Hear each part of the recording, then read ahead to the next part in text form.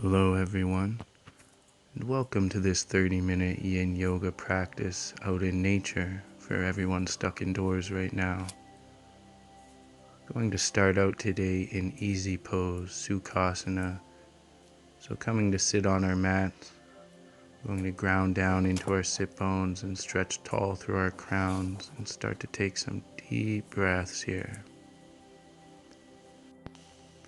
Yin Yoga is a great practice to reduce stress, anxiety, and even mild depression, which makes it especially useful in these uncertain times.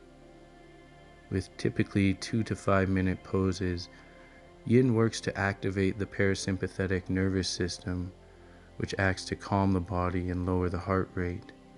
So with some gentle stretches and focused breathing, we are able to hijack our own physiology into helping us to slow down and to release both mental and physical tension.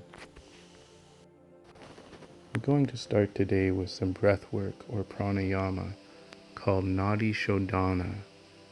Nadi being the energy channels in the body and Shodhana meaning to cleanse or purify. So take your first 2 fingers to your third eye, right in between your eyebrows. And we're going to use our ring finger and thumb to close our nostrils off one at a time. So first inhaling through the left nostril, closing the right. And exhaling through the right, closing the left. And we'll inhale back through the right, pausing at the top. And exhale through the left, pausing at the bottom. Inhale again through the left nostril and pause. Exhale through the right, pause. Inhale the right, pause. Exhale the left, pause. Inhale the left, 2, 3, 4, pause. Exhale the right, 2, 3, 4, pause. Inhale the right, 2, 3, 4, pause. Exhale the left, 2, 3, 4, pause, and release. We're going to start off with Baddha Konasana or butterfly pose. So bring the soles of your feet together and stretch tall through your crown, grounding down into your sit bones. Taking some deep breaths here. And then we'll fold down over our legs. If this is a little bit too much for you, there's the option to roll up a blanket or put pillows beneath your knees. Or maybe take your feet out a little further away from your body. If you have low back issues, you can sit on a cushion for this one. Or also you can put a cushion in front of you so that you can lean down on that and have it take some of your weight.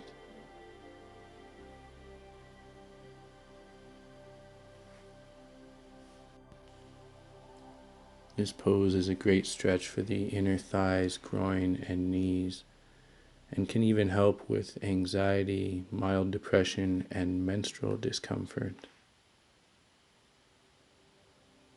So releasing the head here, releasing the upper back.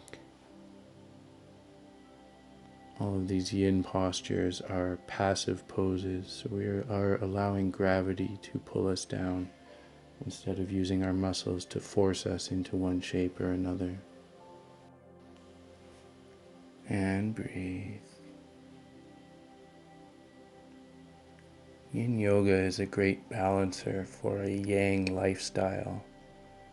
And for most of us in the modern world, our lives have become incredibly busy and incredibly stressful. And when this is the case, we need some method of relaxation and more importantly, rejuvenation, or we inevitably become overwhelmed or burnt out. And that time we spend on the couch watching a screen might feel relaxing, but is it rejuvenating? After a Netflix binge, do you really feel well rested and ready to take on the world?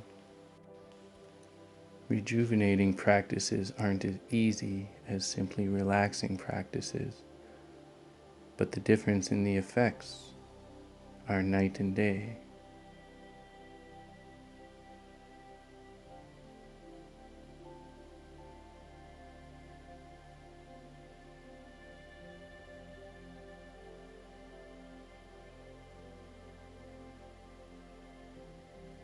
And we'll slowly start to press back up here.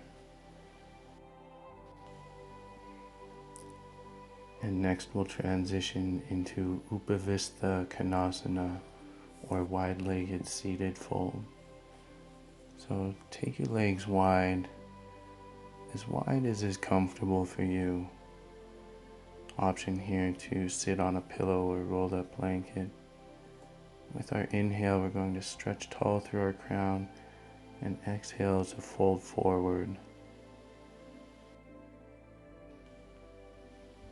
Pressing away through the heels. And if you're really flexible, you can take the peace fingers, your first two fingers on each hand, wrap them around your big toes, and gently pull yourself forward as you bend into your elbows. As you hold this pose, I want you to consider the 4 principles of Yin Yoga. The first principle is finding your edge. So that's finding that point between discomfort and pain where you're getting the most from the stretch, but not doing any damage to yourself.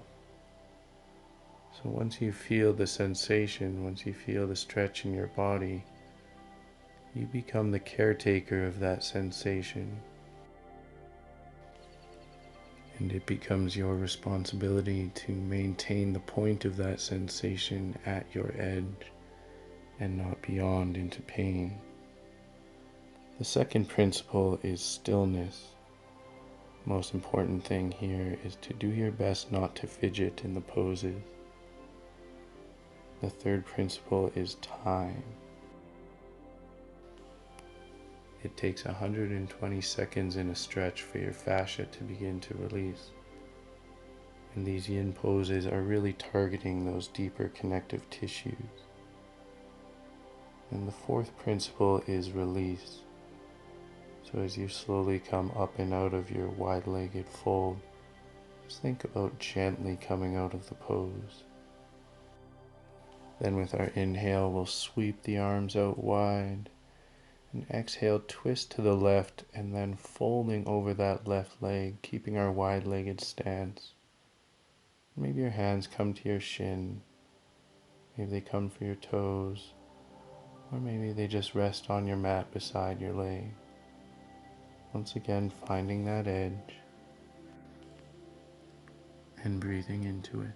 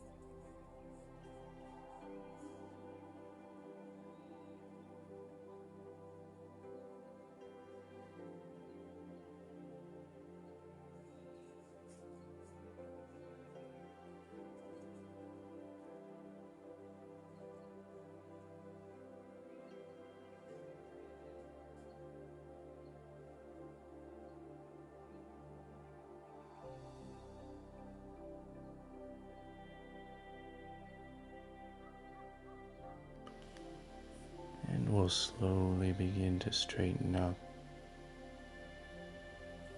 with a big inhale, sweeping our arms to the sky, twisting to the right, and exhale, fold over that right leg. Finding that sensation, and then finding the level of sensation that you're looking for. And that will be different for each person, for each pose, even for the different times of the day that you might be practicing. So just do your best to honor your body, honor yourself, and even to find gratitude for that body and that self.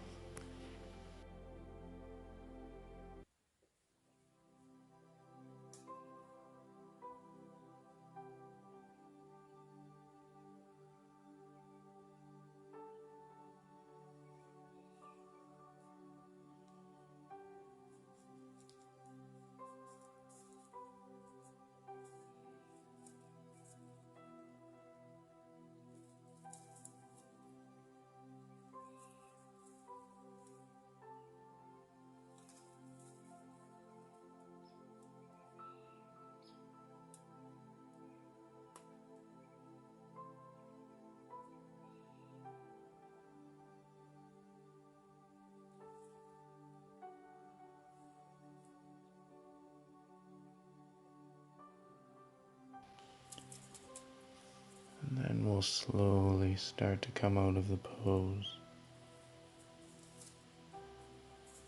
going very easy on our bodies here.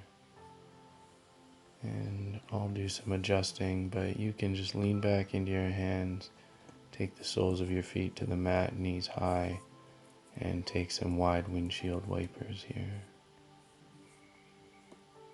Just letting your knees fall from side to side along with your breath, working at synchronizing the pace of your knees to the rhythm of your breath.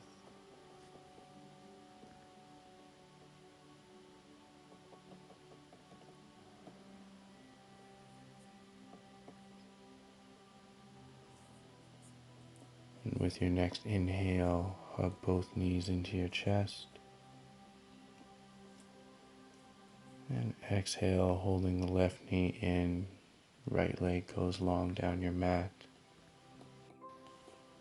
For Pavana Muktasana, wind relieving pose.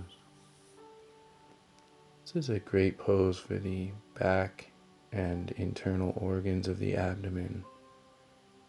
It's good to release constipation as well as enhancing blood circulation in the hip joints and easing tension in the low back.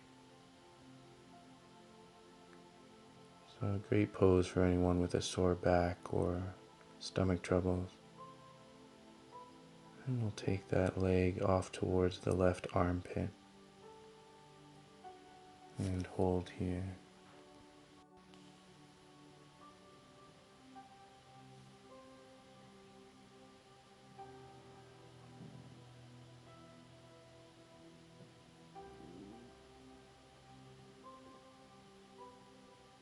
Then taking that same foot into Ardha Ananda Balasana, or half happy baby. We reach the left hand for the outside edge of the left foot and pulling that left knee towards the ground. I want to make sure that both of our hips stay glued to our mats here and we don't begin to tilt towards the stretch. Actively pressing away with our feet and pulling towards with our hands. Finding the oppositional forces allow you to deepen into the pose. And breathe.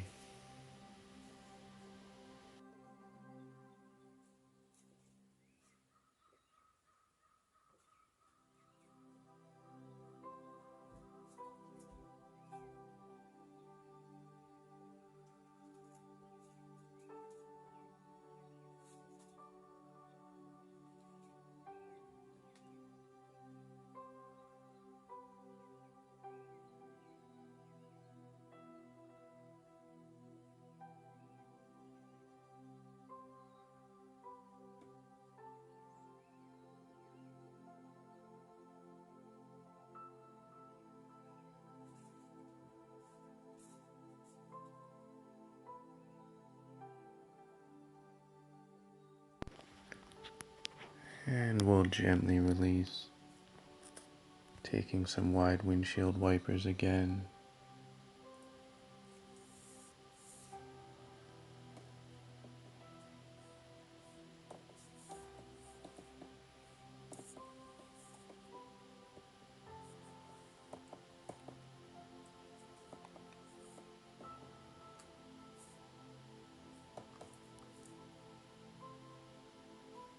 And now we'll come into the other side. So holding your right knee in tight to your chest, left leg goes long down your mat, extending through that left heel. Pavana Muktasana on the right side.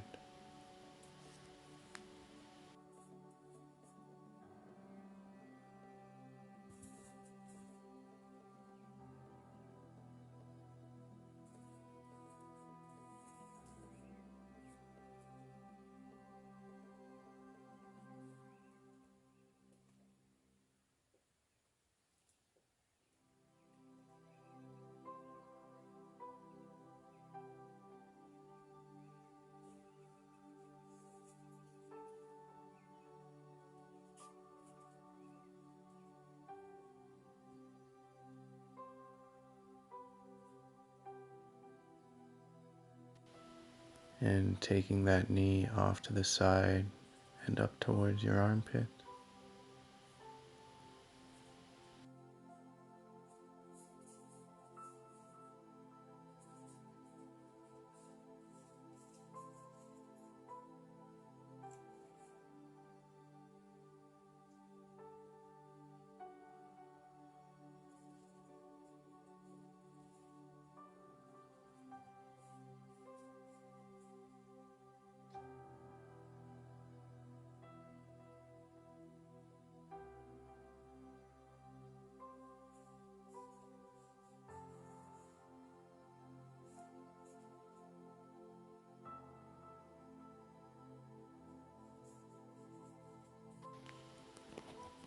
Ardha Ananda Balasana, half happy baby on the right side.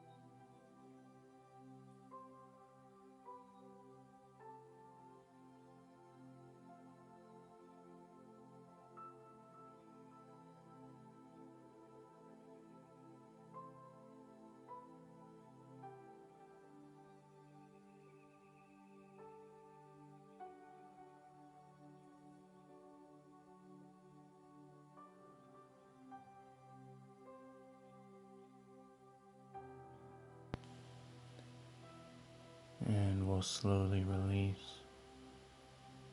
and take some wide windshield wipers with the knees.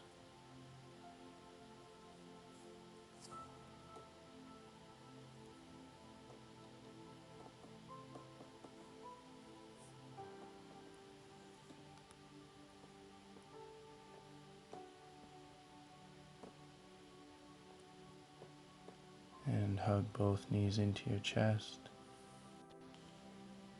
And letting your legs fall to the right as you take your gaze to the left for supine twist, Supta Matsyendrasana. And coming back to your breath.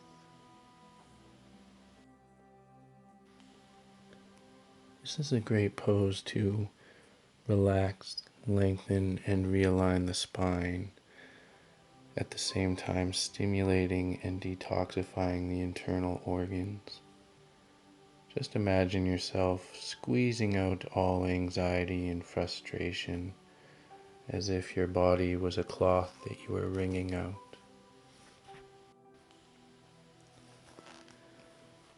Many people will say that they just can't do yin yoga, or even yoga in general, because of the stillness. When we lose all of the distractions that we use as protection, whatever baggage we might be carrying comes into sharp focus, and we get a front row seat to the inner workings of our minds. Now, this alone is not the greatest challenge of stillness, but rather it is the tendency of a negative emotion to gain momentum. Just as in our daily lives off of our mats, our minds latch on to a troubling thought, and even though nothing external changes in any way, inside the feeling grows and grows until it explodes into either an outburst, a breakdown, or the fulfillment of some craving. These are the knee-jerk reactions to escalating anxiety. But what about de-escalation? Let's take our gaze back to center. Knees come back to center, and we'll give them a squeeze into our chest before letting them fall off to the left, taking our gaze to the right for supine twist in the other direction.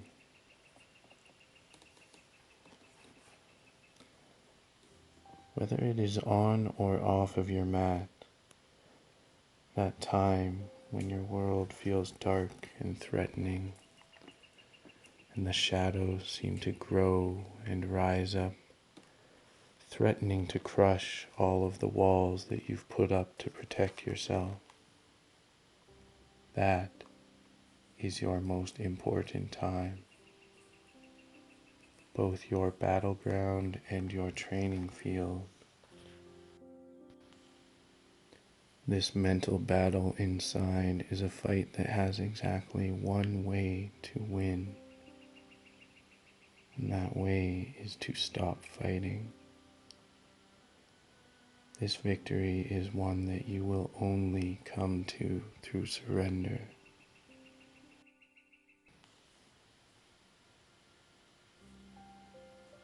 When you're holding back the flood with everything that you have, you know implicitly that you will not have the strength to hold it back forever. But the thing that you don't know, that you have to discover on your own, is that when you surrender and let the waters flow where they will, you remember how to swim.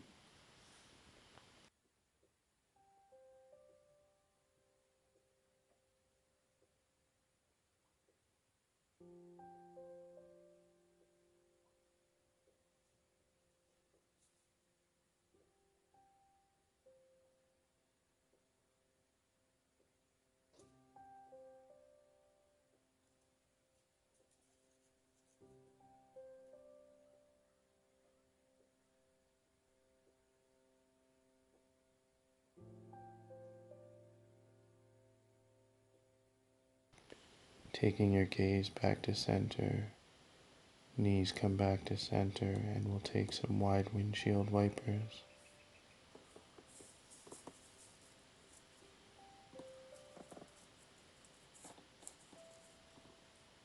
Hug your knees into your chest one last time. Big squeeze. And exhale, releasing down your mat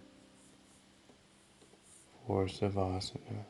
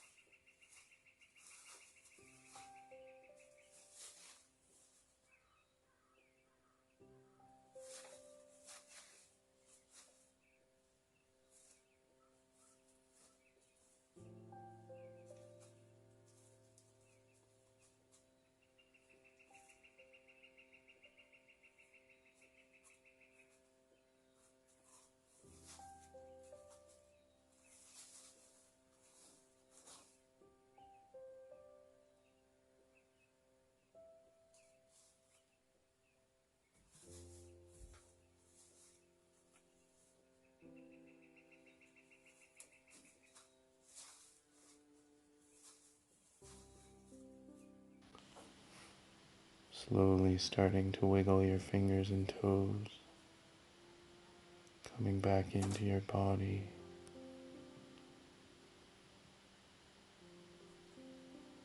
Maybe rolling the wrists and ankles.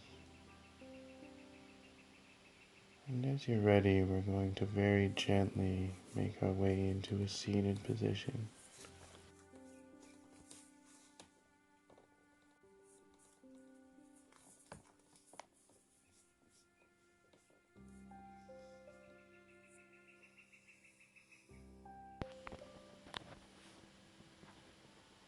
And thank you everyone for joining me today. Namaste.